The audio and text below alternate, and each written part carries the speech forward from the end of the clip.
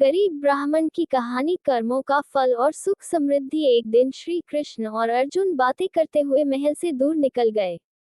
मार्ग में उन्होंने एक गरीब ब्राह्मण को भिक्षा मांगते हुए देखा।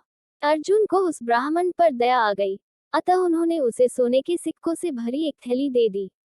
ब्राह्मण बहुत प्रसन्न हुआ और वो सिक्के लेकर घर चल दिया। जंगल के रास्ते में उसे एक चोर मिल गया, जिसने उसके सिक्के लूट लिए।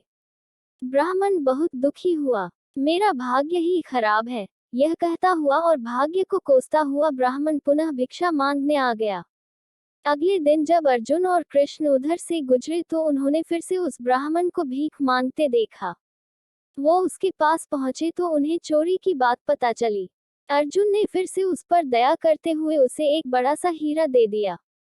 ब्राह्मण घर पहुंचा। उसने हीरा एक पुराने घड़े में रख दिया जिसका प्रयोग नहीं होता था और सोने चला गया। अगले दिन ब्राह्मण के उठने के पहले उसकी पत्नी पानी भरने नदी की ओर गई। पानी भर के लाते समय उसके हाथ से घड़ा फिसलकर गिरा और टूट गया।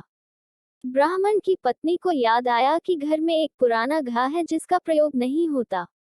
उसने सोचा क्यों न उसी में पानी भर लाया जाए। वो घर आई, घड़ा उठाया और वापस पानी भरने चल दी। नदी में जब उसने घड़ा डुबाया तो हीरा घड़े से निकलकर पानी में बह गया।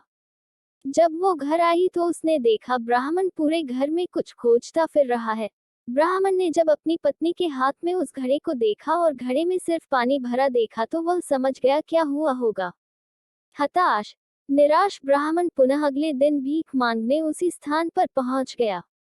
संयोग की बात, अर्जुन और कृष्ण कहीं से लौट रहे थे। उनका ध्यान फिर उसी ब्राह्मण की तरफ गया। उत्सुकतावश वो उसके पास पहुंचे और उससे पूछा कि अब आपको भीख मांगने की क्या आवश्यकता पड़ गई। ब्राह्मण ने फिर अपनी राम कहानी सुनाई। उसकी दुर्भाग्यपूर्ण कहानी सुनकर अर्जुन श्री कृष्ण से बोले, इस आदमी की किस्मत में सुख समृद्धि लिखी ही नहीं है। मुझे नहीं लगता अब मैं और इसकी मदद कर पाऊंगा।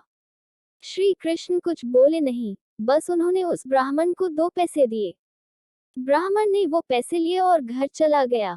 ब्राह्मण के जाने के बाद अर्जुन बोले, जब मेरे इतना सोना हीरा देने के बाद भी उसका भला नहीं हुआ तो आपके दिए 2 पैसे से उसका क्या भला होगा। श्री कृष्ण मुस्कुराए और बोले, देखते हैं क्या होता है। ब्राह्मण अपने भाग्य को कोसता हुआ घर जा रहा था। रास्ते में उसने एक मछुआरे को देखा जो कि एक ताजी बड़ी मछली पकड़कर ले जा रहा था। मछली उसके जाल में तड़फड़ा रही थी और छूटने के लिए प्रयास कर रही थी। ब्राह्मण को उस मछली की स्थिति देखकर दया आ गई। उसने सोचा, इस 2 पैसे में मेरा क्या भला होगा, क्यों न इससे इस मछली के प्राण ही बचा लिए जाएं। ब्राह्मण ने वह मछली खरीद ली और उसे पुनः नदी में डालने चल पड़ा। नदी में फेंकने से पहले उसने देखा कि मछली के मुंह में कोई बड़ी वस्तु अटकी हुई थी जिसकी वजह से वो सांस नहीं ले पा रही थी। जब उसने मछली का मुंह खोलकर वह बाहर निकाला तो वही बड़ा हीरा निकला जो उसे अर्जुन ने दिया था। ब्राह्मण हीरा पाकर खुशी से चिल्ला पड़ा, देखो देखो, मिला गया, आखिर मुझे मिल ही गया। उससे थोड़ी ही दूर पर वही चोर जा रहा था जिसने ब्राह्मण के सिक्के चुराए थे। उसने जब यह आवाज सुनी और ब्राह्मण को नदी की तरफ से आते हुए देखा तो चोर डर गया। चोर ने उसे देखकर पहचान लिया था कि यह वही व्यक्ति है जिसके सिक्के उसने चुराए थे। ब्राह्मण के चिल्लाने की आवाज सुनकर उसे लगा कि ब्राह्मण ने उसे पहचान लिया है और अब वो उसे पकड़वाकर सजा दिलवाएगा। चोर ने ब्राह्मण के पैर पकड़ लिए और बोला, अरे भाई, मुझे माफ कर दो, अपने सिक्के ले लो पर मुझे सजा मत दिलवाना, मुझसे बड़ी गलती हो गई। ब्राह्मण क्या बोलता पर वो सारा माजरा समझ गया। उसने चोर को माफ किया, अपने सिक्के लिए और खुशी से मगन अपने घर चला गया। अगले दिन ब्राह्मण सीधे अर्जुन के पास पहुंचा और उन्हें सारी बात बताई। ब्राह्मण ने अर्जुन को धन्यवाद दिया और चला गया।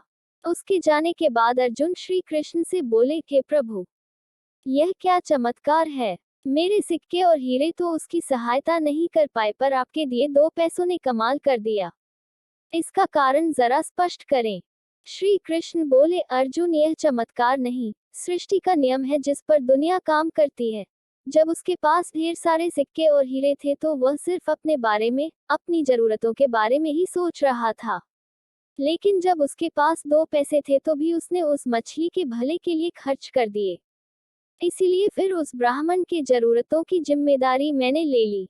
हे अर्जुन, सत्य तो यह है कि जब तुम किसी दूसरे व्यक्ति के दुख दर्द से द्रवित होते हो या अपने सिवा किसी और की जरूरतों की चिंता करते हो, उन लोगों के दुख दूर करने और उनकी जरूरत पूरा करने का प्रयास करते हो, तो तुम भगवान के कार्य में हाथ बंटा रहे होते हो। फिर तुमको अपनी चिंता करने की आवश्यकता नहीं, तुम्हारी जरूरत भगवान खुद पूरी करेंगे।